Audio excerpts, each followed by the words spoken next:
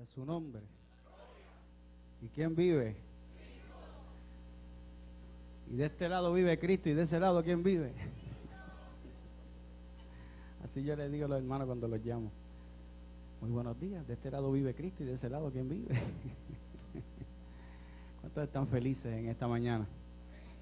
Damos gracias al Señor y declaramos que esta mañana es una mañana especial, una mañana sobrenatural, una mañana de gozo, una mañana de alegría, una mañana de poder, una mañana de milagros. Y esperaba a alguien que gritara en esta hora. Yo dije una mañana de milagros, de grandeza, de realeza. Aleluya. Espíritu Santo, este es tu lugar. Y damos libertad para que tú hagas conforme a como desees. Y damos libertad para que tú hagas conforme al diseño, al propósito. Y hagas conforme, Señor, a tu perfecto plan, a tu voluntad. Aleluya, que es buena, agradable y perfecta. Señor, gracias, porque siempre hay algo más. Porque siempre hay algo que encontramos cuando estamos en tu presencia, Señor. Señor, gracias, porque hoy no será la excepción, Señor. Gracias, Señor, porque lo que haces a veces rompe las estructuras, Señor, de los rituales que a veces creamos como iglesia, Señor. Rompes las estructuras mentales, rompes las estructuras tradicionales y haces como tú deseas, Señor. Y así es como tú operas desde una eternidad presente, Señor, donde no hay límites para que tu poder sea manifestado. Señor, que hoy de este lugar no salga nadie. No salga nadie. Oye, conéctese conmigo en esto. Yo no estoy aquí. Conéctese conmigo. Que de este lugar no salga nadie como llegó, sino que todos podamos salir renovados, edificados, transformados por tu poder. Alguien grita amén.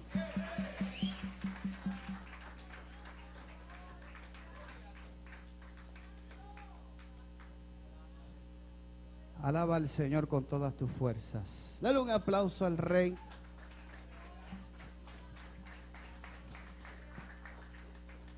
Con ganas, gloria al Señor. Déselo con ánimo. Déselo con alegría. Póngase de pies. No un aplauso. Oye, aquí está el Rey de Reyes. El maestro por excelencia. ¡Wow! Padre.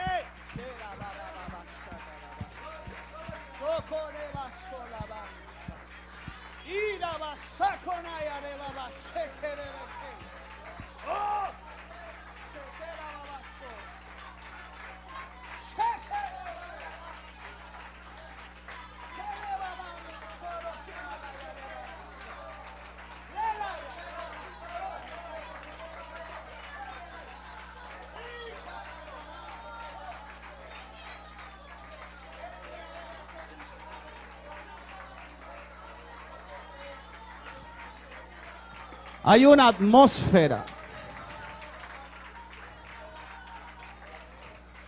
Hay una atmósfera. Wow.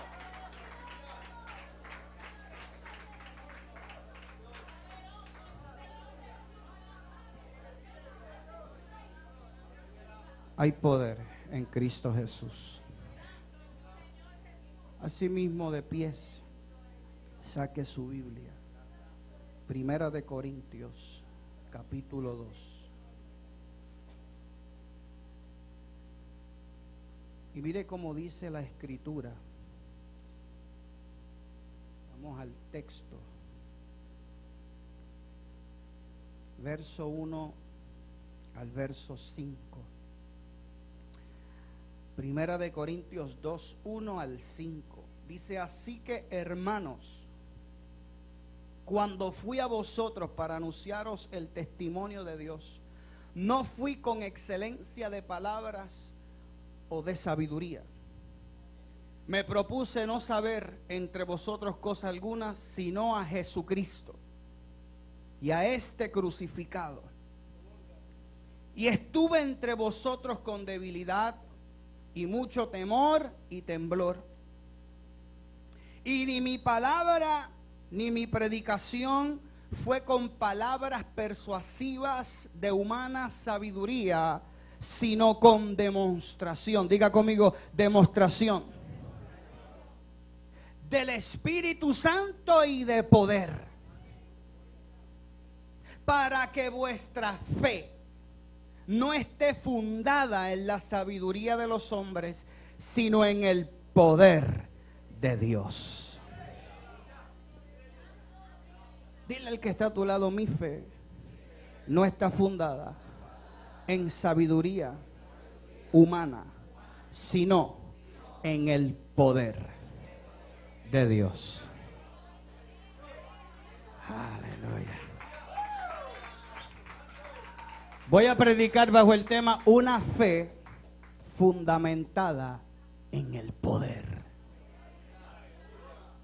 Tome asiento. Diga conmigo, una fe fundamentada en el poder.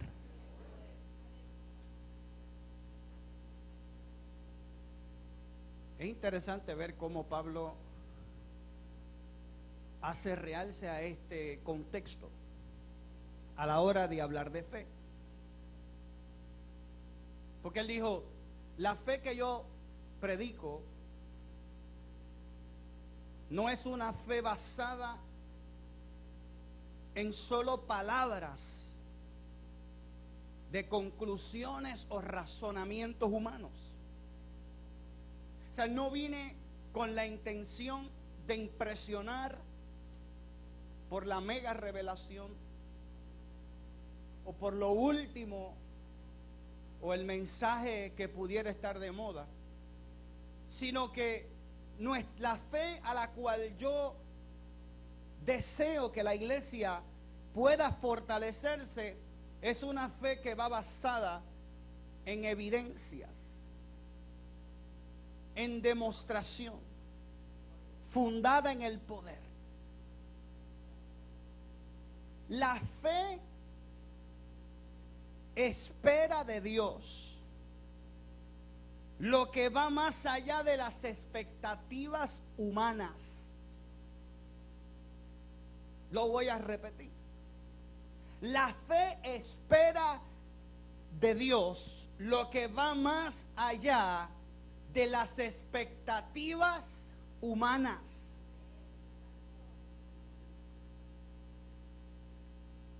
La pregunta que nos tenemos que hacer hoy día es: ¿qué diferencia hay entre la iglesia primitiva y la iglesia actual?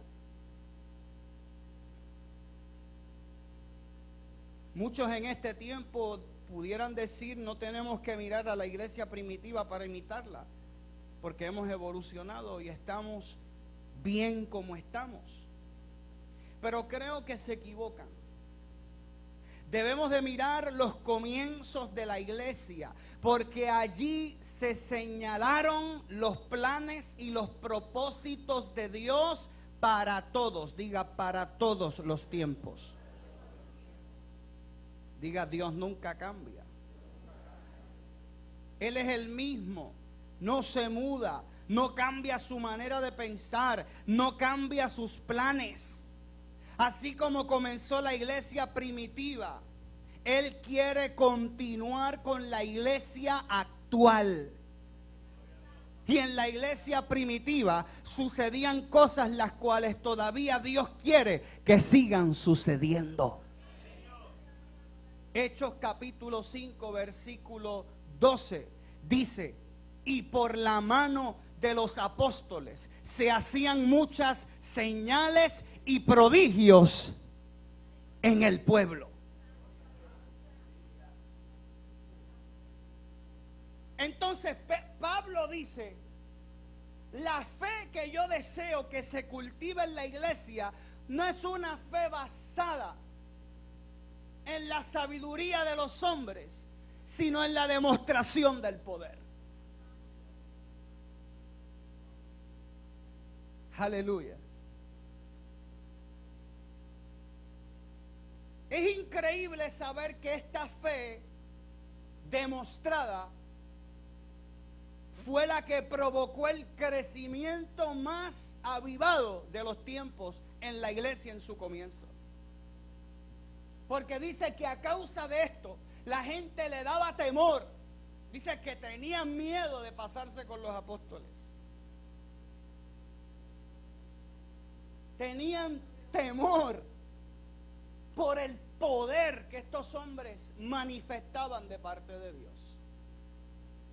Entonces, dice que por esta causa la iglesia comenzó a crecer y a aumentar más, no solo en un crecimiento integral, que es el crecimiento del desarrollo personal espiritual, sino que dice que crecían en número. Había crecimiento cualitativo y había crecimiento cuantitativo. No solo la gente crecía en desarrollo personal, sino que la iglesia iba en aumento. No sé usted, pero yo que estoy creyendo que el episodio espiritual de esta casa no solamente se va a ver mostrado en el desarrollo de la gente, sino en el desarrollo del aumento.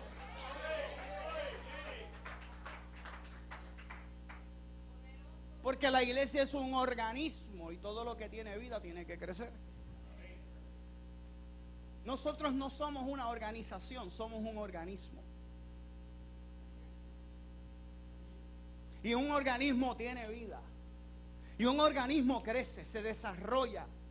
Aleluya. Y un organismo manifiesta la esencia de la deidad de aquel que lo creó. Revela lo que es, de qué está hecho, a quién representa. Y yo quiero que usted entienda que por encima de toda circunstancia usted representa a Cristo. Y Cristo no es un símbolo de perdedor, Cristo es un símbolo de ganador, un símbolo de vencedor. Por eso Pablo continuamente está diciendo: vosotros sois más que vencedores en Cristo Jesús. Todo lo podemos, ¿en quién? En Cristo. Todo es posible en Cristo. Lo que no pudo hacer la ley lo hizo Cristo. Colosenses capítulo 2, versículo 20 dice que estamos, ¿qué? Concertados, conectados. Estamos completos. La esencia de la plenitud de Dios, que no era otra cosa que nosotros pudiéramos vivir completos en Él. Por eso la sensación que tenemos el día que le dimos nuestro corazón al Señor es que sentíamos que lo que faltaba Dios lo completó. Esa sensación se llama propósito. Gloria al Señor. El propósito en acción en tu vida y en la mía. Y el término propósito lo he podido compartir en otros momentos con ustedes. Que es la palabra griega prótesis, que no es otra cosa que una pieza artificial que se coloca en la área de la deficiencia para completar las funciones motoras de esa persona. Entonces, cuando tú comprendes que tu propósito está, lo que no podía moverse ahora se mueve, lo que no podía hablar ahora puede hablar, lo que estaba prisionero ahora ha alcanzado libertad. Aleluya. Entonces esa es la esencia de lo que Dios desea que como iglesia nosotros presentemos. Y a veces no hay tanta teología para explicar. ¿Sabes qué? Yo estuve atado, yo estuve triste, yo estuve en el suelo, yo estuve deprimida, alguien lo dice en esta hora, puede decir algo. Yo estuve de una forma, pero en Cristo ahora vivo conforme a mi diseño, conforme a la plenitud de Dios. Ahora estoy completo en Él puedo funcionar.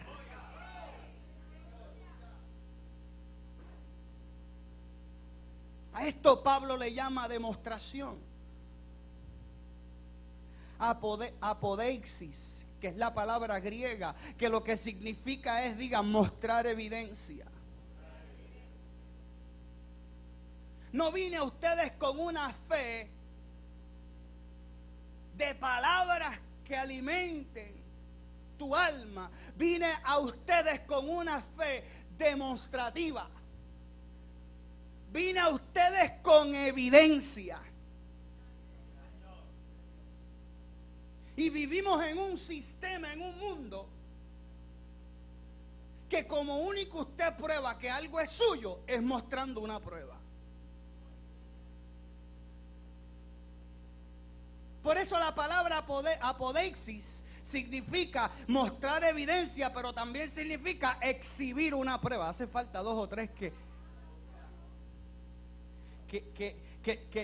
les entre la locura de David, que después que dice que David enfrentó al gigante, dice que le picó la cabeza y decidió caminar con la cabeza de su enemigo, arrastrándola por toda la ciudad. Y todo el que veía que ahora en sus manos tenía la evidencia de que lo que Dios habló estaba en cumplimiento, de lo que Dios decretó sobre una nueva generación. Hace falta 2 o 3 que hoy exhiban la cabeza de aquello que los amenaza, que exhiban la cabeza de aquello que se les opone, de aquello que se les impide, de aquello que se les levanta en contra. Hace falta gente en este día que esté dispuesto a exhibir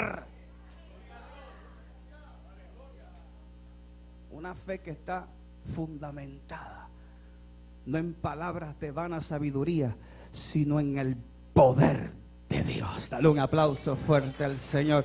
Una fe mostrada en poder. Hay cosas que no van a poder ser logradas por palabras. Hay cosas que simplemente van a traer convicción por la evidencia. Hay gente que va a llegar al evangelio a través de ti, no por lo que usted le diga, sino por lo que usted modele.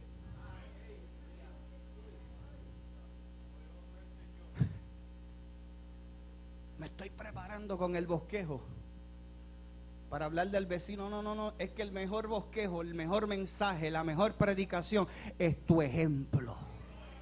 Y hay gente que van a llegar porque te vieron en un estado, te vieron en el estado, en cómo la ley te exhibió, pero ahora en gracia, la gracia te va a exhibir como trofeo, te va a exhibir como, aleluya, como un hombre y una mujer renovada, transformada en Cristo. La fe en el reino se demuestra por evidencia. Y el sistema de este mundo, como único usted prueba que algo es suyo, es mostrando una prueba. En otras palabras, mi fe no se fundamenta en lo que presumo, sino en lo que vivo y demuestro.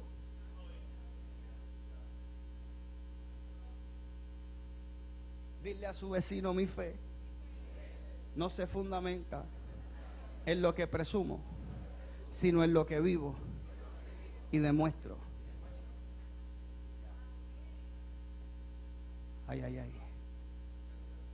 Por eso, si usted está saliendo de Walmart con un carrito de compra, de la única manera, cuando el guardia lo para, que usted sale de la tienda, es que usted muestre la evidencia. Y hace falta gente en este día, gloria al Señor, que pueda decir: mi casa, mi matrimonio, mi familia, mi salud, mi milagro. Gloria al Señor. Diablo, tú no me lo vas a quitar, tú no vas a impedir que lo que yo cargo en mis manos, yo regrese atrás. Lo que yo cargo en mis manos, yo tengo evidencia de que es mío, y en la cruz del Calvario se me dio el acta de sentencia, consumado, aleluya, tetelestai, se me entregó el título de propiedad que dice que este milagro me pertenece, que en el estado de, aleluya, para yo estar de pie, ese es el lugar donde Dios me quiere, que Dios no me diseñó para vivir en dolor, en depresión, en miseria, en pobreza, aleluya. Dios me diseñó para yo vivir conforme al diseño que Él había preparado desde un principio para conmigo. Alguien grita algo y dice amén.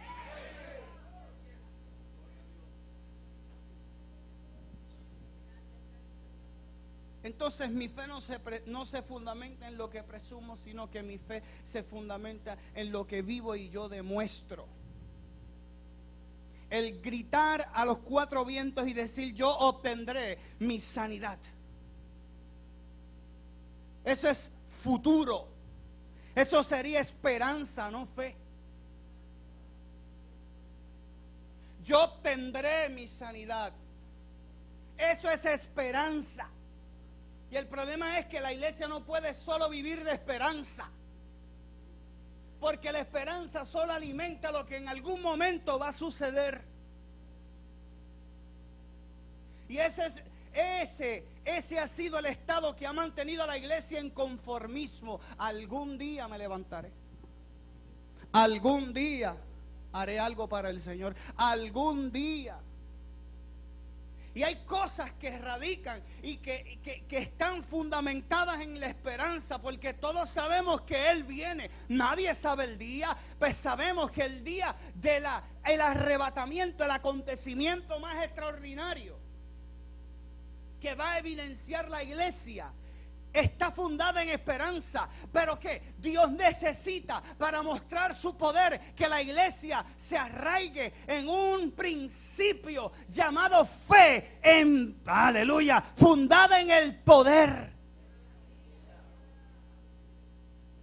Por ende, el término correcto sería: yo hoy recibo mi sanidad. Recuerdo en una ocasión un hermano hablarme sobre un testimonio impresionante. Y le entrevistan a un pastor muy conocido que posiblemente usted lo conozca también. Su templo está y su ministerio está fundamentado en Guatemala, es el pastor Cash Luna. Y en un momento dado una persona se le acerca y viendo todo lo que ha alcanzado como ministerio, se queda mirando impresionado por el último templo que construyó. Y se queda mirando y él le dice: oye, pastor, ¿cómo tú lograste hacer esto aquí en Guatemala? Como quien dice, en medio de toda la circunstancia económica que está tu país, ¿cómo tú levantaste esto? Y él le dijo: ¿acaso Dios se mudó de Guatemala?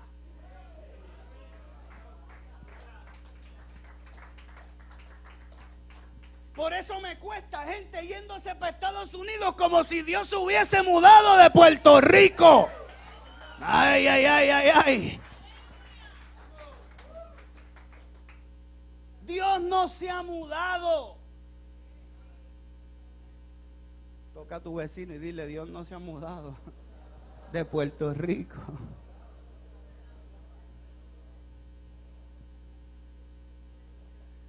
Lo que hace falta es una fe explosiva,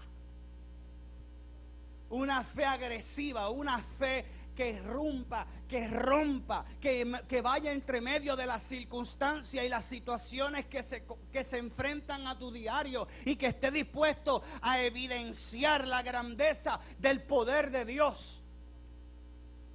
La fe materializa la esperanza. La fe se revela mediante a lo que escucho, pero se manifiesta mediante a lo que yo acciono. Por eso Romanos capítulo 10 y Santiago capítulo 2 versículo 20 fundamentan este pensamiento. Porque dice que en Romanos capítulo 10 versículo 17 que así, que la fe, diga la fe, es por el oír, y el oír por la palabra de Dios. Santiago capítulo 2 versículo 20 dice que la fe sin obras es muerta.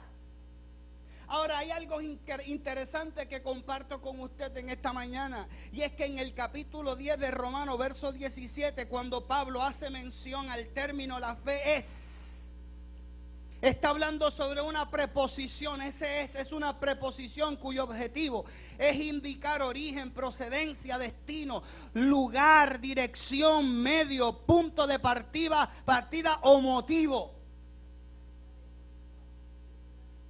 La fe es. En otras palabras, está hablando sobre una posición donde se encuentra la fe. La fe no está en el pasado, la fe no está en el futuro, la fe está en un eterno presente. La fe es, ese es su lugar de origen, ese es su lugar de partida, ese es su lugar de procedencia, ese es el lugar, aleluya, de su destino. Oh, gloria al Señor. Por eso es que la fe está posicionada en un ámbito eterno, no sujeto al tiempo.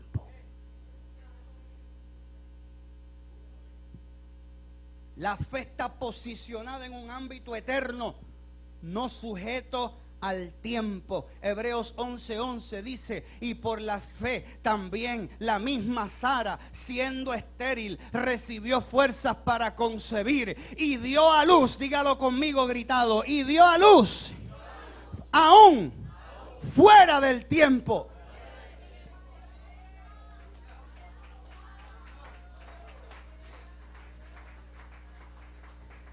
Esto quiere decir que su tiempo se había expirado. Yo creo que después de esta palabra van a haber sorpresas en la casa. Diga: su tiempo se había expirado. Dígalo de nuevo: su tiempo se había expirado, pero no su fe.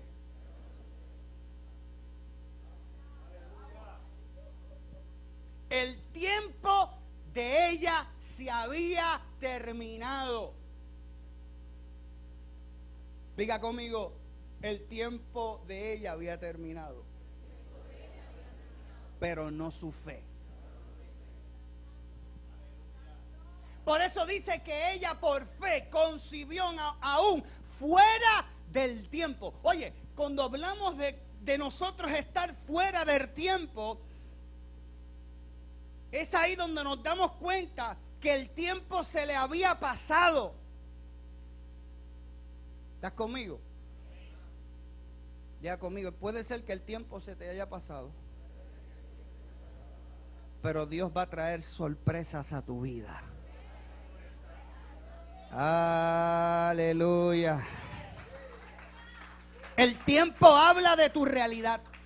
El tiempo habla de lo que te falta, de lo que te duele, del que te falló, del que te abandonó, del que te hirió, del que no creyó en ti. El tiempo habla de que las herramientas hoy no las tienes a la mano. El tiempo habla de que hoy la impotencia te agobia. El tiempo habla de que en lo natural hay algo que sientes que no eres capaz para poderlo hacer, pero dice que por fe, aleluya, aún la realidad, viendo que no estás en la capacidad para poder concebir lo espiritual de Dios, dice que la fe irrumpió, porque la fe no está sujeta al tiempo y a condiciones o a estados mentales, está para romper y establecer la perfecta voluntad de Dios. ¿Alguien entiende lo que estoy hablando? Por eso yo siento que aquí hoy hay gente que están pensando que su tiempo se les ha pasado, pero hoy los veo como Sara, embarazados de una asignación del cielo. Pensaron que esto acabó, pensaron que esto terminó, pensaron que hasta aquí llegó mi momento, pero prepárate, siento que hoy hay alguien que está concibiendo algo en el espíritu.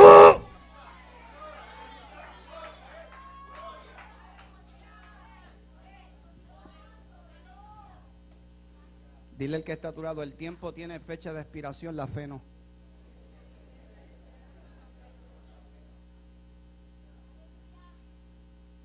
¿Sabías que cuando la Biblia habla de bendición siempre compara la bendición con la miel? Y la miel es el único alimento o suplemento que no tiene fecha de expiración. Tierra que fluye leche y miel. Lo que Dios habló se va a cumplir. No sé si alguien hoy lo tiene que creer por ti, gloria al Señor, porque no tienes la fuerza para concebirlo por ti mismo o por ti misma, pero lo que Dios ha hablado sobre ti, sobre tus hijos, sobre tu casa, sobre las finanzas, sobre esta iglesia, sobre el ministerio, sobre esa unción que estás orando, sobre ese poder, sobre esos escenarios donde te has visto predicando en las naciones. Dios, yo te quiero decir en esta hora, yo no sé cuántas veces te lo tengo que decir, no sé si te tengo que sacudir el brazo, no sé si te tengo que pellizcar, gloria al Señor, en este día para que entres en tu realidad eterna. Hace falta gente que se vea hoy en una realidad eterna y empiecen a decir, puede ser que lo natural no lo estás viendo, pero en mi realidad eterna ya yo estoy sentado en los lugares juntamente con Él. Dile al que está a tu lado, mira, atrévete a mirar tu realidad eterna.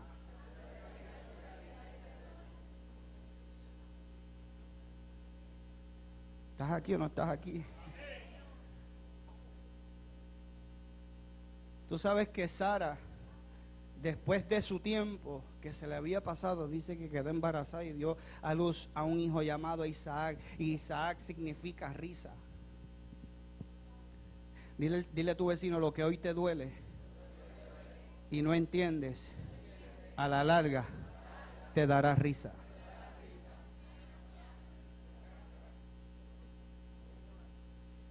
Lo que hoy te duele y no entiendes, a la larga te va a producir risa. ¿Cuántos han pasado por un momento duro y después terminan riéndose? Riéndose, como quien dice, en vez de llorar, ahora me estoy riendo. Me estoy riendo porque entendí que era un proceso, entendí que era la mano de Dios, entendí que era la eternidad irrumpiendo en mi realidad y dejándome sentir, Dios no se ha mudado, Dios no está muerto, Dios está vivo, Dios lo va a hacer, Dios tiene tu diseño, el plano, el blueprint de tu vida está trazado, los planos espirituales están diseñados y a veces la realidad te quiere hacer dudar, pero lo que Dios dijo lo va a cumplir hasta el día de su venida.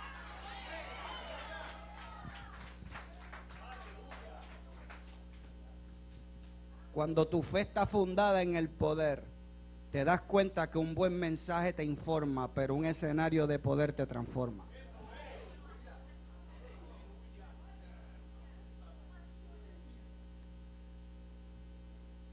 Te repito la malanga, como diría Michael.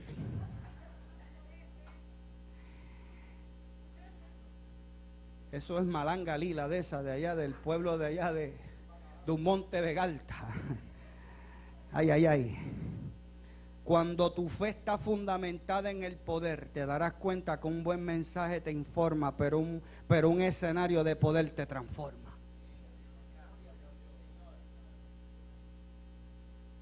La fe opera en un ámbito de un eterno presente. Ella vive en el ahora. El concepto de eternidad o eterno, lo que significa es algo que tiene existencia prolongada sin fin y que no está sujeto a cambios. Romanos 1:17 dice, porque el evangelio de la justicia de Dios se revela por fe, para fe, como está escrito, mas el justo por su fe vivirá. En otras palabras, Dios no te está tratando de decir que Él te va a bendecir. Es que ya yo soy bendecido. No es que voy a llegar, sino que ya estoy sentado en los lugares celestes juntamente con Cristo. No es que me puede sanar luego, sino que Él lo quiere hacer ahora.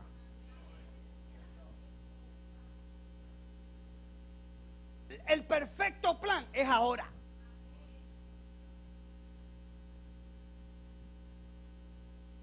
Yo tengo, eso se llama derecho por herencia. El acceso que tengo a lo que Dios me ha hablado y me ha prometido. Yo tengo acceso. Por eso cada vez que usted puede sentir que le falta algo, porque en este camino, en tu humanidad, vas a chocar con el tiempo. Vas a sentir que hay cosas que se agotan. Vas a sentir que la misma euforia que tenías para buscar, para intimar, no es la misma siempre. Vas a sentir que tu nivel de fe a veces está arriba, pero a veces vas a sentir que está en el suelo. Vas a sentir que hay cosas que en el camino, como que te vas a quedar corto, te vas a quedar corta, pero es ahí donde el eterno presente de Dios, aleluya, que no tiene variación. Dios no, y se levanta y dice, oh no, yo siento ganas de bendecir, oh no, yo siento ganas de destruir. No, Dios no tiene sombra de variación en sí mismo. Lo que Él dijo se cumplirá. El que comenzó la buena obra en vosotros la va a perfeccionar. So, estamos en un proceso de perfección. Y ese perfeccionamiento es relativo a la santidad, porque somos santificados. Nuestras obras se van santificando, porque en Cristo somos santos, pero es en la manera en que nosotros comenzamos a caminar y a ejecutar y a tomar y poner en práctica esa fe. Las áreas en nosotros que están inconclusas se van perfeccionando. Y ya podemos decir, en esta área estoy santificado. Aquello que yo sentía lucha, ya me santifiqué. Ya no me es oposición, ya no me es adversidad. Descanso en una gracia que aun cuando siento que soy débil, ella me hace fuerte. Aleluya. Esa herencia es lo que nos ha entregado a nosotros. Hebreos capítulo 9, versículo 15 dice que por eso Él es mediador de un nuevo pacto, a fin de que habiendo tenido lugar una muerte para redención de transgresiones bajo el primer pacto, los que habían sido llamados reciban la promesa por herencia. Hechos 20:32. Ahora os encomiendo a Dios la palabra de su gracia, que es poderosa para edificarnos y darnos la herencia entre los santificados. El fin, entregarnos lo que por herencia y derecho nos pertenece. Yo quiero que tú entiendas, la sanidad te pertenece. La restauración, la retribución, todos estos atributos que Dios nos entregó mediante el pacto nuevo, es algo que tenemos por derecho. No, voy a orar a ver si Dios quiere. No, es que por derecho te pertenece. El gozo te pertenece. Te pertenece el fluir. Aleluya. Todo lo que ya Dios había preparado desde el principio te pertenece. Ahora debemos de cuidarnos, como dijo Santiago capítulo 1 versículo 6, de que cada vez que vamos a pedir, pidamos con fe, no dudando. Porque el que duda es semejante a la onda del mar, que es arrastrada por el viento y echada de una parte a otra. La duda es la indeterminación del ánimo entre dos juicios o decisiones. La duda es la indeterminación del ánimo entre dos juicios o decisiones. Es la vacilación del ánimo indeciso, confuso y titubeante. La duda produce temor. Dígalo de nuevo, la duda produce temor. Y el temor produce desilusión. Entonces siempre que a tu corazón llegue el temor, es porque primero había llegado la duda. La intención del Espíritu Santo para nosotros, la iglesia, es romper contra todo aquello que de alguna forma fue arrastrado por el pecado concebido desde el Edén en nuestras vidas. Y cuando vemos esto, lo vemos reflejado en los 6 tipos de milagros que Jesús hizo. Diga conmigo, Jesús sanó los ciegos. Diga, sanó los paralíticos. Diga, sanó los leprosos. Diga, sanó los sordos, los muertos. Diga, aún los pobres. Les dio de comer porque no tenían. 6 tipos de milagros que hablan de la condición a donde nos llevó el pecado. Entonces los milagros de Jesús hablan de aquellas cosas que nos fueron quitadas mediante el pecado y de cómo nos fue devuelto como evidencia de redención, porque es lo que por derecho nos pertenece. Son los 6 tipos de milagros. Lo que está hablando era de la voluntad, de la gracia manifestada en nosotros. Los ciegos, ¿por qué? Porque el pecado oscurece. Los paralíticos, ¿por qué? Porque el pecado incapacita. Los leprosos, ¿por qué? Porque el pecado mancha. Los sordos, porque el pecado ensordece. Los muertos, porque el pecado condena. Los pobres, porque el pecado devasta. Yo quería mostrarle al pueblo la esencia del diseño de Dios desde el principio. Que el pueblo pudiera ser el reflejo de la esencia de un Dios grande. No de un Dios flojo, no de un Dios limitado, no de un Dios escaso. Está hablando de un Dios omnipotente, un Dios que no tiene límites.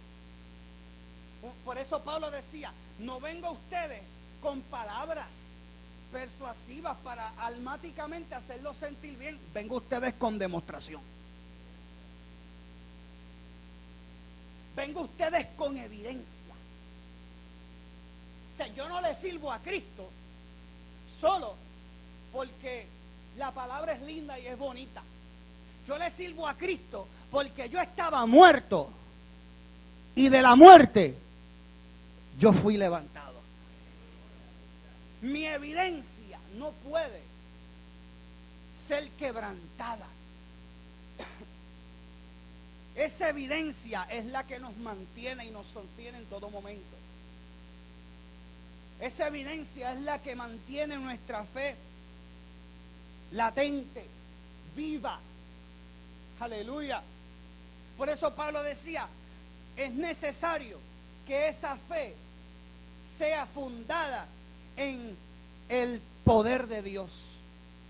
En otras palabras, sea fundamentada en el, diga, dunamis. Y dunamis es poder en acción. En un momento dado, Juan capítulo 9, versículo 12 en adelante, le preguntaron a Jesús, ¿quién pecó?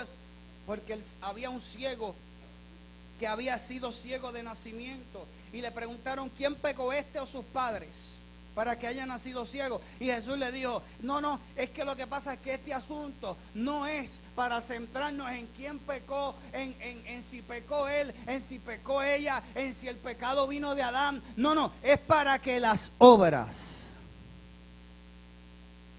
¿Alguien está aquí? Diga, para que las obras de Dios se manifiesten en él.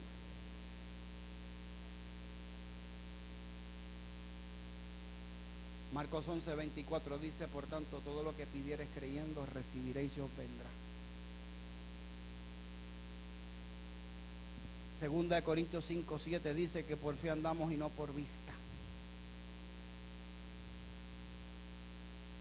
Al fin de cuentas, el objetivo de esa fe es llevar nuestras vidas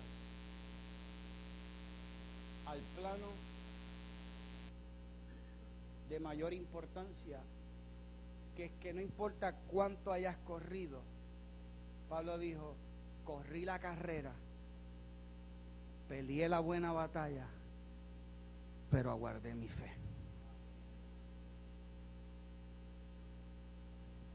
Primera de Pedro, capítulo 1, verso 8 y 9 dice: a quien amáis sin haber visto, en quien creyendo, aunque no lo veáis, y os alegráis con gozo inefable y glorioso, obteniendo, diga conmigo, mi fe tiene un fin.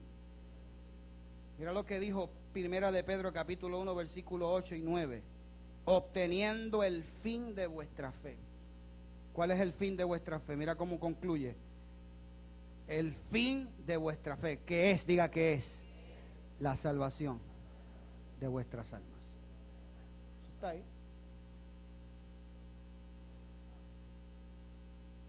¿Cuál es el fin de la fe? La salvación de vuestras almas.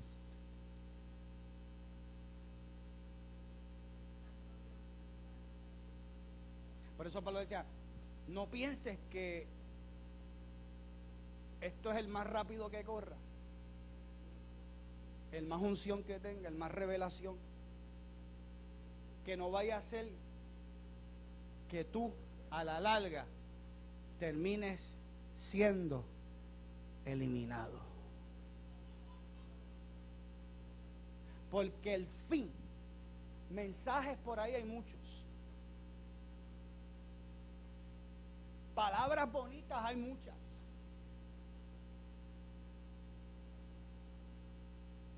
pero el mensaje contundente que confirma y afirma nuestra fe, diga, es el que está demostrado con poder.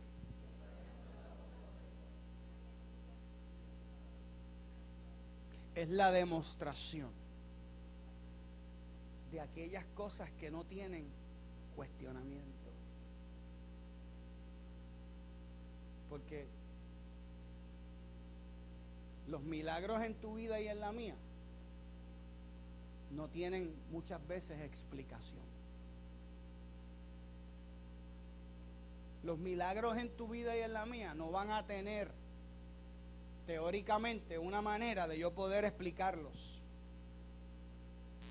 Yo lo único sé es que yo estaba muerto y ahora estoy vivo. La Biblia dice que Jesús le dijo al ciego, y escupiendo en el suelo hizo lodo, lo puso en sus ojos y le dijo: ve y lávate al estanque. Y yo siempre digo, qué interesante, porque aquella fe necesitaba ser una fe de demostración y de poder activo. Entonces el hombre estuvo dispuesto a caminar ciego al estanque. Y siempre en el proceso de tu realidad y tu milagro hay un momento oscuro. Y quizás ese es el estado donde muchos de nosotros en esta mañana o esta mañana ya casi tarde nos encontramos. Estamos entre Jesús y el estanque. Un episodio de oscuridad, porque dice que el hombre decidió caminar bajo la instrucción y la orden que el maestro le dio, y le dijo: ahora quiero que camines al estanque. La pregunta es: ¿cómo llegó si no veía? Toca a alguien y dile: porque no es por vista, es por fe. Ponte de pies.